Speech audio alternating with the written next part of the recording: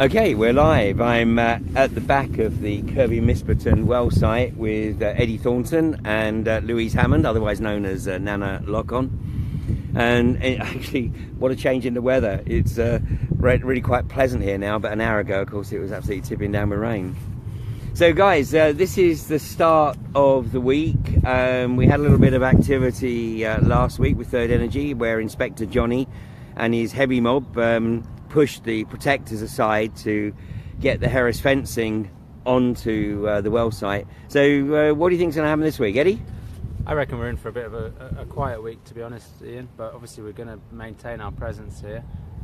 They snuck a bit of fencing on last week against the wishes of North Yorkshire Police, kind of set the tone for how we think Third Energy are going to go over the coming months. But they still haven't signed off all their paperwork with the council. They've still got to do their financial agreement for the restoration of the site. So I don't think we're going to see any more activity here, but that's not going to stop us from maintaining our presence at the gate. Nanna Lock-on, Nanna Lou.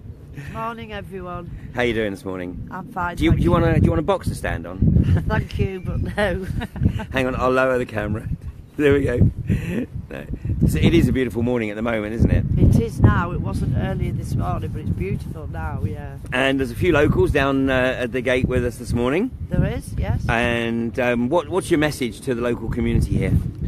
My message this morning would be we're not expecting anything else in for a couple of weeks. We will be monitoring the site from 7 o'clock every morning. And if locals could take this opportunity to come down, have a cup of tea with us, stand for an hour and find their feet before the lorries come in, then it would be fantastic to see them all. And they'd be very welcome. And they get an opportunity to have a chat with Third Energy security guys and just see how sociable and articulate they are. The Bunton burglar. We put some Yorkshire flags up on the Harris fencing this morning, and the Bunton burglar came and cut them off. Now you do have an event this week, Eddie. You've got a candlelit vigil. Yeah, so Third Energy have said to the community that they intend to start work after the 13th. So we thought we would mark that date by holding a candlelit vigil in the evening, kind of to set the tone for the coming campaign, and also to mark the change from what has essentially been a paper campaign of lobbying, writing letters, objecting, to the beginning of the direct action campaign. It's going to be prayerful, silent, maybe some singing, but we encourage everybody. It'd be great to get lots of people in that gateway with their candles. So that starts 8 p.m. Wednesday. There'll be places to park your car, there'll be people to show you where to park. Please come down and stand with us. So this week is a very interesting week, actually, in many respects, because we also have Theresa May's attempt to dominate all the parliamentary committees by putting a Conservative majority on every single committee. And what we're seeing with this agenda, of course, is a massive finger from the British government to the British people, because the general consensus here is that they don't want this industry in this beautiful part of the country. So, this is archetypal Middle England, and Theresa May is gambling on the fact that her traditional supporters in the Tory heartlands of North Yorkshire and the Fylde Peninsula in the northwest will not rise against her, and they will simply acquiesce. Is that a concern that you have, Eddie? It's always a concern in Britain. I mean, if we were like the French, this would never have come. If we stood up like the French stand up. But like you say, this is an issue for Middle Britain, Middle England, and when Middle England do stand up, then that's when social change happens. Unfortunately, the miners' strike was a very working class issue, and Middle England didn't see the necessity of getting involved there, and so that was squashed. But if Middle England is involved, then that becomes dangerously close to all the decision makers and the facilitators of the Conservative regime. So if they do stand up, we will win. But I mean, it still remains to be seen whether the people of Rydale will come and take a stand. Now, Lou, you're from Lincolnshire. and North Lincolnshire has fought a very successful campaign. You okay? Yeah. You want some water? No, I'm fine. That's good because I haven't got any. It's all this fresh air. The North Lincolnshire has fought an incredibly successful campaign, getting the council on board, and they are pushing Egg-on Resources and Europa further and further down the road. But here, you spent now 10 months nearly in North Yorkshire. What's your thoughts? Do you think that the local community will step up to the plate here? I hope so. Everything. I came in December to help establish a camp ready for this. That's now established, and the next step, the next phase of this campaign for me personally will be to engage with locals, to try and chat with them about my previous experiences on campaigns, and just to stand with them. If they want to come down, they can talk to me about anything. I will stand with them, and I'm here for them, and that's why I'm in Yorkshire, for the locals, to encourage them. And people that don't feel that they're up to actually standing on the front line, as it were, or even close to the front line. And this is part of British conditioning, as we saw Inspector Johnny when he showed up with his tactical assault unit last Thursday. Basically, he made it clear that the initial strategy is just going to push people to the side of the road, which is another affront on democracy. It's an affront on Articles 10 and 11, it's an affront of the European Human Rights Convention, it's an affront on the right to assembly, it's an affront on the right for freedom of speech, it's an affront on the right to peaceful protest, and the government's own guidelines make it very clear that peaceful protest may include nuisance and disruption. Yeah. But it's evident that they've actually got their marching orders. So for those people who are, don't even want to get in close proximity, there's still work and support to be done in terms of the camp, isn't there? Absolutely. We need all the help we can get on the camp. There's lots and lots of things to do. We will be having a meeting next week about the camp, and then if people really don't want to be on that front line, if it's not for them, that's totally understandable, but they can still help by being on the camp, and if the camp is okay, we can do a job here. And so I would encourage, please come and visit the camp, support the camp if the front line is not for you. But I would also encourage people just to come down to the front line.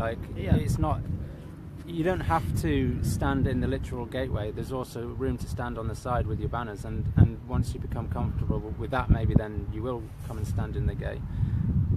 We've been doing it for a while, Lou's been doing it for longer, but it loses its intimidation very quickly.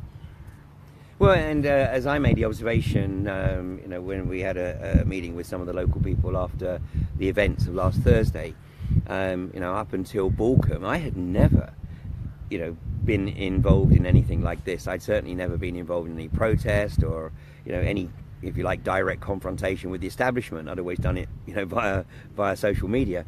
And I took the opportunity through Balcombe to document and to watch and observe, so that by the time we got on to the next phase, which was Barton Moss, I was a bit more comfortable, and then Crawberry Hill, and obviously now after 4 years, it's like got to be there, haven't we? Yeah.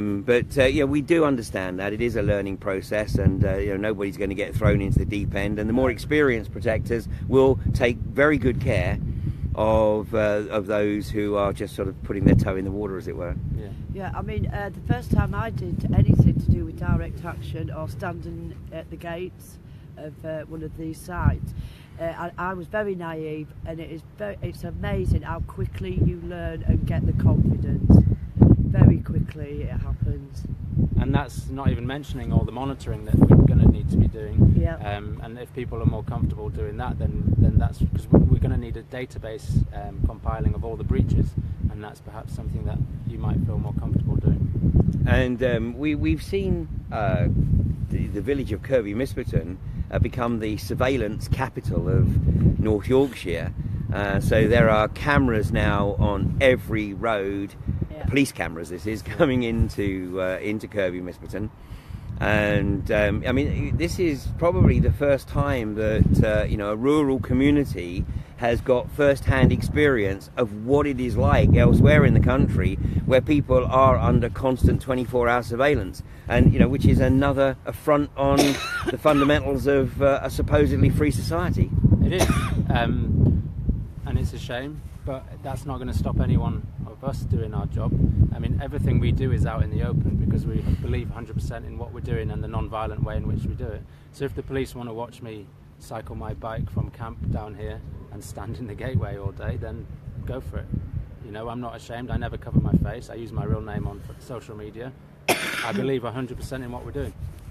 I think that is a key element, and I must confess that I become very uneasy when I see people come along to supposedly support with faces covered or masked up. Yeah. And refuse to reveal their identity, because as we've seen elsewhere, unfortunately that's often been the inroad for infiltration. It's certainly my view is that if you're not prepared to show your face and put your name to this, then you're not ready to do what we do. And fortunately there are many people, an increasing number of people, that are ready to do that.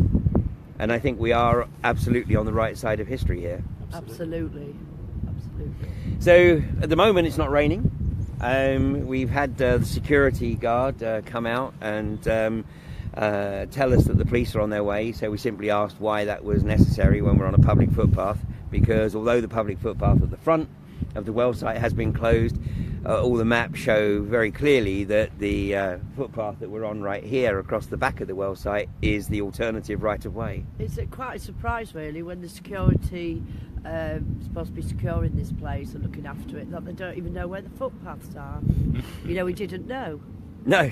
So I would have thought a security guard would have known round his perimeter. Well, we do know that they've been on a bit of a recruitment drive. I heard from a source within the company that they've taken on 16 new security guards for this site, so they're newbies and they might not know all the ropes. But interesting, they've also taken on 16 new guards for the Ebbston Moor site nearby, which is quite concerning. But especially as that's now a joint venture with INEOS. Yeah, so that comes with all the INEOS baggage. But yeah, NLSS Security's gone on a big recruitment drive. So just talking about INEOS, of course, INEOS have got injunctions, and in fact some of us will be in court tomorrow to directly challenge or to witness the unfolding drama here. But of course this is a fundamental assault on the right to provide any kind of community opposition. This is the advancing corporatist state where the corporations have absolute priority over the private citizen. And also we're seeing in North Derbyshire where the local authority are trying to put orders banning public assembly on all public land. Yeah. So people aren't yet aware that we are slip sliding into a corporatist totalitarian state. The evidence is there, and yet of course people still really want to deny it. So come and witness it firsthand.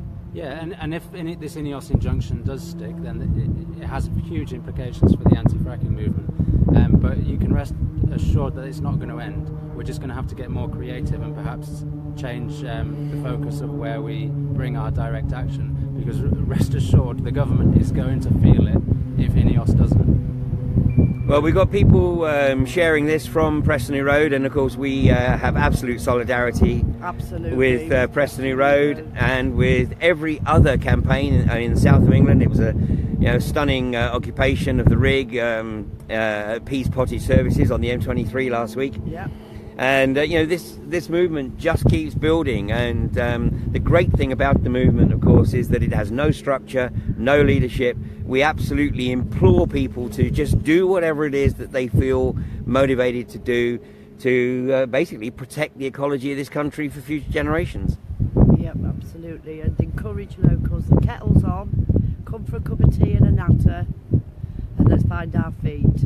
And as we've said many times, of course, we're not trying to lure people away to Kirby Misperton from any other location. In fact, the Pennines are a beautiful sort of demarcation. If you live to the west of the Pennines, then please venture along to show your support at Prestonby Road. If you're the east side of the Pennines, then you know, you're very welcome over here at Kirby Misperton. We have plenty of space on the camp, Yeah. and you know, plenty of community spaces, good cooking facilities, improving all the time. Yep. And so everyone is welcome to come down. They are, yeah. Look forward to seeing you all. Eddie, any final words? Oh, I don't mean that literally, of course, but You never know. We don't need everyone, but we do need a significant number of motivated people to do this. They say that to overthrow a government, you only need 3.5% of the population working hard to do it. I'm not suggesting we're overthrowing the government, but to overthrow Third Energy, we're going to need a good pocket of the community down here every day at the gate. This is just foreplay, this is just warming up, but if we can get 60, 70, 80 people on a kind of a rotating basis, so a total group of 1,000 people cycling through the days in the gate, we'll win this. I think you make a good point there, Eddie. And you know, for the vast majority of people that I'm aware of in the anti-fracking community, they are not fundamentally anti-establishment, which of course is the label that's put on us as a sort of blanket label. But what we are is anti-corrupt establishment, Yes. and we are certainly anti-corporate state. You know, basically we want to try and get a return to the ideal of a true democracy, and that unfortunately has been quietly eroded, and what we're seeing here is the prima facie evidence of that. But I think in the background we're sensing change, and you say about Theresa May taking control of all the committees in the House, but what we don't see is Labour taking council seats across the whole country and focusing on a very strong and effective campaign in 10 marginal seats around the country where the Tories are just hanging on by the pants. So change could be coming sooner than we think, and we might shift back towards that democracy that we all wish we had. Well, one hopes so, and I mean, it has to be said that, you know, I, for one, am not suggesting that Jeremy Corbyn is the panacea here. In fact, it may well be that if Jeremy Corbyn gets into power, it will simply be more of the same. But if that is the case, then the people right across the country will see that there really is no acceptable form of government, and that all you're left with is civil disobedience. Well, let's see. It's definitely the lesser of two evils as I see it now, so let's focus on getting a change in the government and take it from there. Absolutely. Well, guys, I was going to say let's hope the rain stays off, but I'm looking at the clouds in the background there, and I think we've managed to sort of grab ourselves a short respite, but it looks like this is going to be a fairly typical North Yorkshire day. So if you do come over to Kirby Misperton, please do make sure that you've got good footwear and that you've got your waterproofs, maybe pack a flask and some sandwiches, because, you know, ultimately there's no such thing as bad weather, just bad kit. So now I'm going to be elsewhere for a few days, so Eddie and Lou, I think you're going to maintain the 8:30 live streams.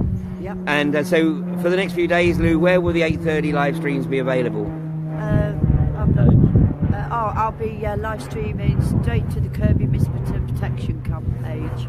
Okay, so if you haven't already requested to join the Kirby Misperton Protection Camp Facebook page, please do so, because the live streams will be going out from there for the next few days at least. Yeah.